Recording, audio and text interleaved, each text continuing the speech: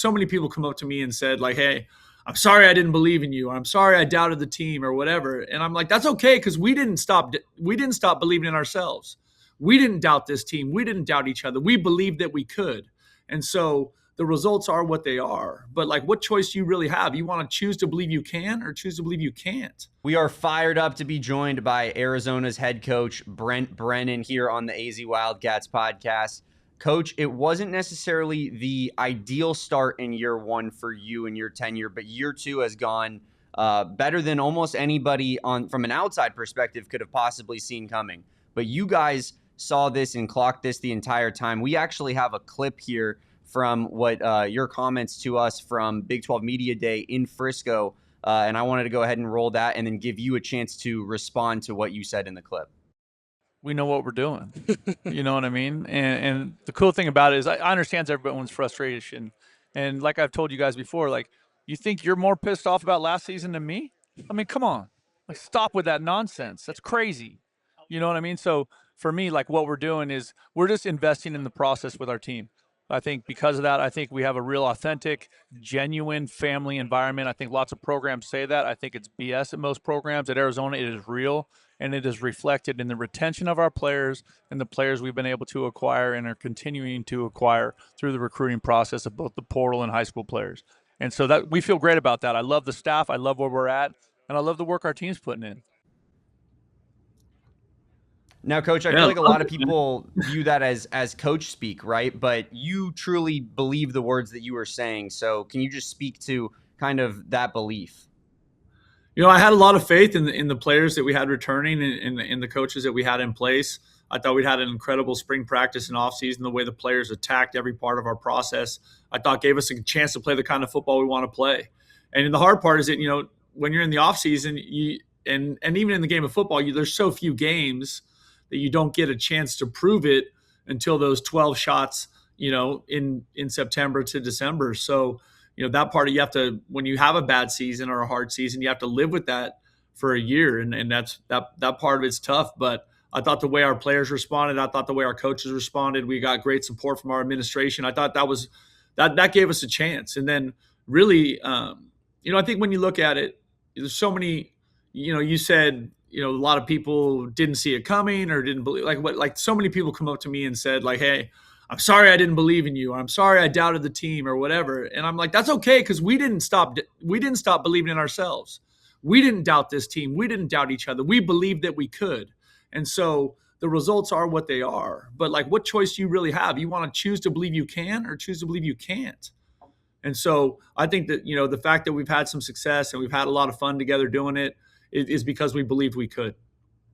Coach, you know, I think one of the more impressive things about the turnaround from last year to this year is that belief within the locker room that clearly permeated to the post-game pressers, to any media availabilities the players had. They were preaching one thing, and it was Redline, right? And I think my question to you after what you answered to Damon there was, how do you maintain that level of belief in a locker room when everyone outside the locker room is saying, I don't know if you guys got it. I think you guys are the old version of the Wildcats. I don't know if Brent Brennan can do this.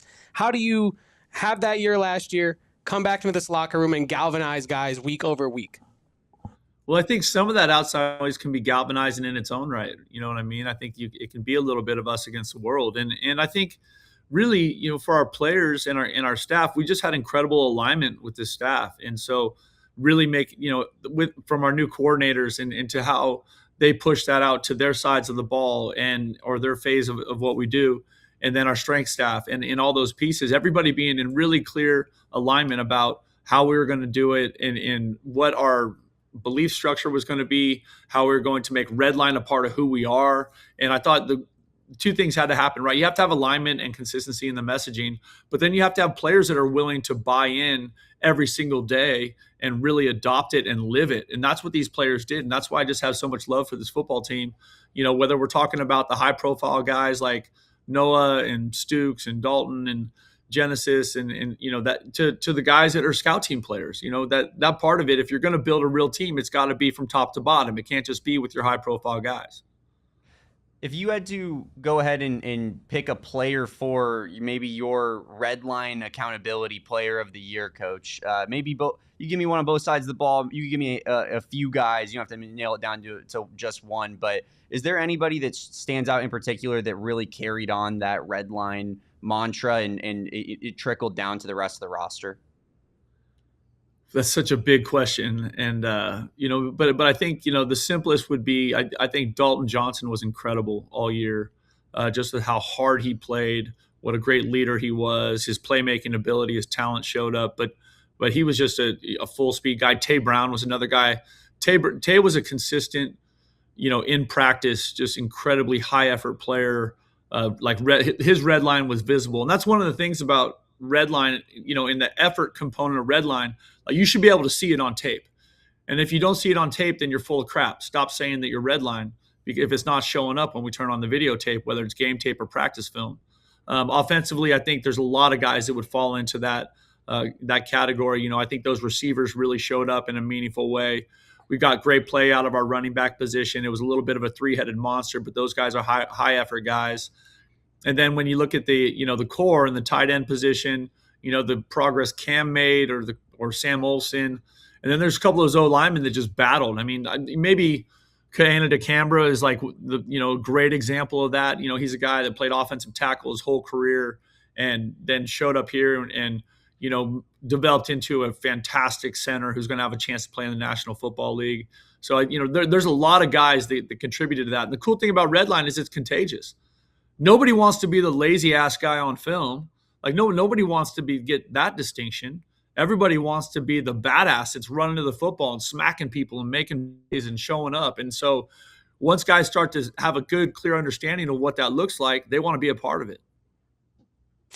Coach, Seth Dagey and Danny Gonzalez are players, or not players, they're coaches that have at every turn said, I want to build this with Brent Brennan. I want to be here. I want to help build this red line mentality in this locker room and win games doing it, right? Your first year working with Seth Dagey for a full season, what was that like? You spoke to the alignment. What are some things you took away from that first full season working with Seth?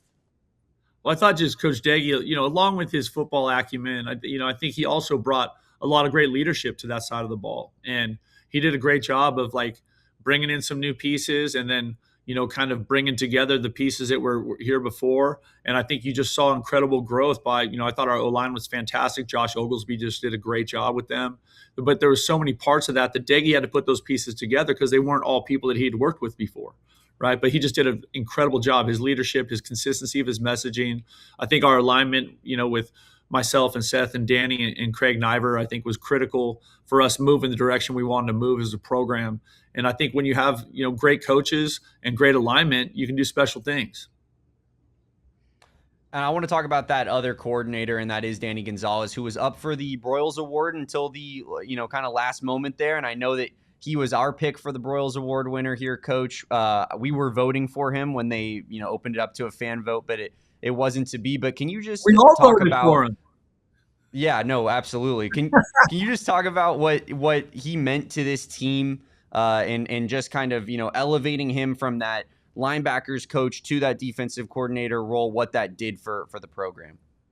Well, I think when I made that decision, I really believed in it. I had coached against Coach Gonzalez on several occasions. I knew how good they were. I knew what he had done at every stop he's ever been at in terms of building a mentality, a physicality, and then matching it with really something schematically that's different.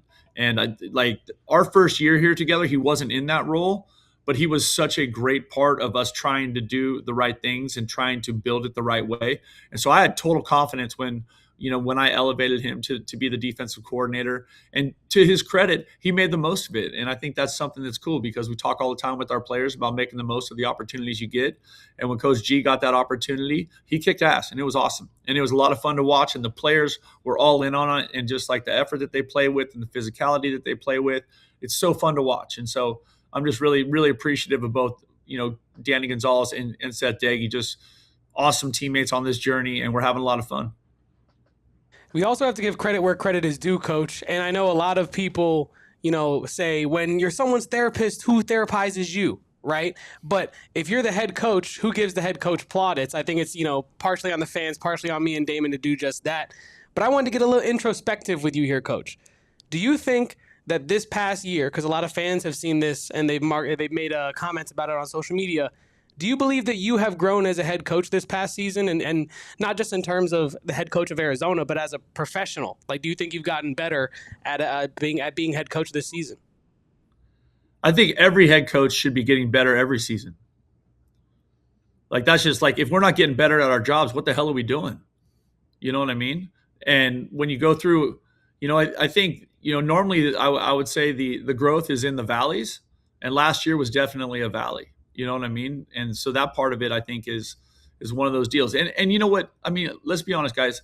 What people say on social media, like, I don't have any control over that. Like, that doesn't – what I worry about is this football team. What I worry about is University of Arizona, this staff. Are we moving the right way? Are we doing the things – are we attacking our process? Are we doing everything we can to get ready for this bowl game against a really good opponent? Are we finishing up academically this semester well? Like, that's where my focus is at, But, like, in terms of, like, I think everyone should be growing.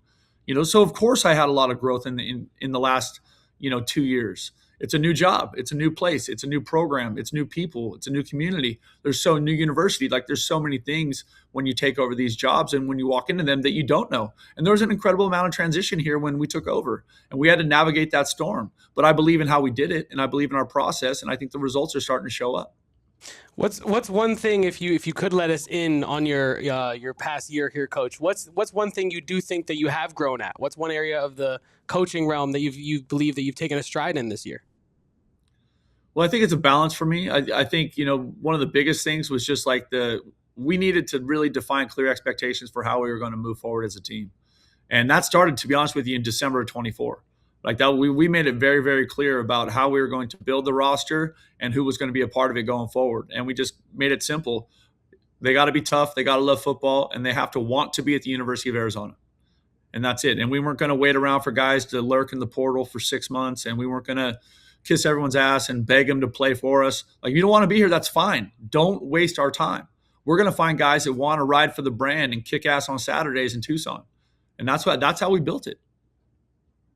It's the only way to build it, Coach. And I think we've talked a lot about, like, kind of the hurdles of last season and the triumph that was this season. But I want to give a little bit more time here as we round out this interview for us to kind of celebrate the year that was 2025 Arizona football, because it was incredible, especially being 4-3, winning those final 5 games. You getting your first win in the rivalry in the Territorial Cup. And then ultimately, getting an appearance in the Holiday Bowl. Can you just kind of talk to what the honor that it is to be in the Holiday Bowl, and then also what it meant to get that first Territorial Cup win? We're so excited about playing in the Trust and Will Holiday Bowl. I mean, we went out there on Tuesday for the kind of the press conference, and then also kind of the banquet, and got to know a bunch of the people that are involved in supporting that program or that. That game. And just the Redcoats, man, they were everywhere, and they're an impressive outfit. They care so much. I went out there with our athletics director and some of our other administrators, and it was just a great experience to meet everybody that's in charge of the bowl game. Mark Neville, who's the kind of runs the whole thing, just did a fantastic job. We just felt super welcome. And so we know we're getting we're playing a big time opponent in a big time bowl game on January 2nd, and so that's one of those things when you're talking about bowl seasons, you want to be playing in big games. You want to play against good people. And that's the opportunity that we have on January 2nd in the Holiday Bowl. And so we're so excited about that. Our team's excited to play. We can't wait.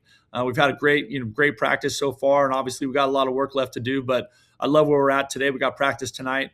And so, we're attacking our process every single day with the excitement and the enthusiasm to play in a big-time bowl game against a great opponent from the ACC. And so we know what's ahead. And so I just love that for our team. And to be able to listen to Christmas music in Arizona Stadium while you're getting ready for bowl game, that is the goal, man. That is the goal. You asked about the holidays earlier, man. That's part of it, and I think that's one of those things that great programs and great teams consistently understand is the holidays take a back seat when you're kicking ass on the football field and on Saturdays in the fall. And that's the goal. That's the goal. We got a lot of players' families that never been to San Diego. It's going to be great. Let's go have a great time out there and play good football. And so we're excited about it. We're honored to be included in it. We have a lot of respect for Rhett Lashley in that program at SMU. And so we know we got a big time battle, and we can't wait. Yeah, our little AZ Wildcats podcast family. I'm from Tucson. I've been to San Diego a million times, more than I could count, but my guy Kevin's only been there once, and COVID happened right when he was out there on that trip. And then we're taking a producer, Noah. He's never been out to San Diego, so we're gonna hopefully enjoy some good football and definitely enjoy one of the best cities in America. But what do you expect from this SMU team? What's that matchup look like from your perspective? They're really well coached. These guys play really hard. Defensively, they're really impressive. They've got big time NFL player in the back end. Amon Moses just makes every play, makes every tackle really physical. The defensive line is serious. They've done a really good job building their roster there, right? This was a CFP team a year ago, right? So these guys know what they're doing. Their program is strong. They've been winning consistently for years. And Coach Lashley and that staff are excellent football coaches. And so when you look at the season they had, right, the big time win against University of Miami, who's a playoff team, go on the road and beat Clemson at Clemson. I mean, this is a good football team, and we know that. And so, I'm looking at it like our preparation has to be on the level that we understand the fight we're about to get in the Holiday Bowl. And offensively, they're explosive, right? The quarterback is dynamic. He has a little bit of Noah, and just like in terms of his creativity and when he gets off schedule, how dangerous he can be. But they have big time playmakers at wide receiver. Backs are really good. The O-line is mature. So and they're a tempo team, right? They want to score points. They want to move the football quickly. So these are all things we got to get ready for, and that's what we've been doing for the last few weeks. I want to win the damn Holiday Bowl, damn it, Coach. I'm with you. I think this is going to be a big-time matchup. I'm excited for it. Damon mentioned it. He is a native Tucsonan, and this means everything to people like him. So thank you for joining us. Happy holidays. Is there anything that you wanted to give a shout-out to before we got on out of here? No, I just appreciate everybody that's already rallied, already bought tickets. As of Tuesday night, there were only 5,000 tickets left for the game, right? So the thing's going to be sold out. It's going to be rocking. I'm hopeful that our Arizona alums in the state of California, I'm hoping all of the Arizona fans and alums in Arizona make the drive over to San Diego and let's make that thing rock. I mean, let's blow it out. Let's have a big time game day for everyone to experience, and everybody there wearing the proper version of the red, white, and blue. Yeah, no doubt about it. Before we did get out of here, Coach, I know you've been so generous with your time, but I did want to just ask you real quick, what kind of opportunity is, a great opportunity has arisen for Coach Alonzo Carter, running backs coach at Sac State, and now he's going to be their head football coach over there. Can you just kind of speak to what kind of coach that Sac State will be getting in Alonzo Carter? No, we're really excited for Zoe. Obviously, Zoe's someone I've known for an incredibly long time. He's been a successful coach on every level he's ever been in. Our relationship started 25 plus years ago. And he was winning a ton of games at McClymonds High School in Oakland, and then he took it to Berkeley High School, won there. Then he went to Contra Costa College, the junior college up there, and won there. And so they're getting a guy who's going to really care about his players. He's going to be about the right stuff. He's going to dive into building the team, building the roster, building the coaching staff. And so right now, I think he's up there. I think he's coming back here tomorrow because he's still going to coach in our game. But he's up there meeting with players and talking to guys about being a part of what he's going to build at Sac State. And so we're all super excited for him. We love Coach Carter. He's been an awesome, teammate, friend for me for years and years. But, we worked together the last 9 years. And so I'm going to miss him because I love him, and he's just an incredible contributor to what we've done here. But I'm excited for this opportunity for him. And he's earned it, and he's going to do a great job. And everyone here is so happy for Zoe. We're very excited for Coach Carter as well and that opportunity, and we wish him the best. But, Coach, we are looking forward to hopefully an epic Holiday Bowl matchup versus SMU on January 2nd. Kevin and I will be out there, and we cannot wait to see the squad out there for one last time in this epic 2025 and I guess 2026 now that it's on January 2nd season. But thank you so much for being generous with your time, Coach, and we can't wait till we get to talk to you again. Yeah, we'll look forward to seeing you in San Diego. Fire up, everybody. Get out there. Let's go. Let's go. Pack it. Bear down.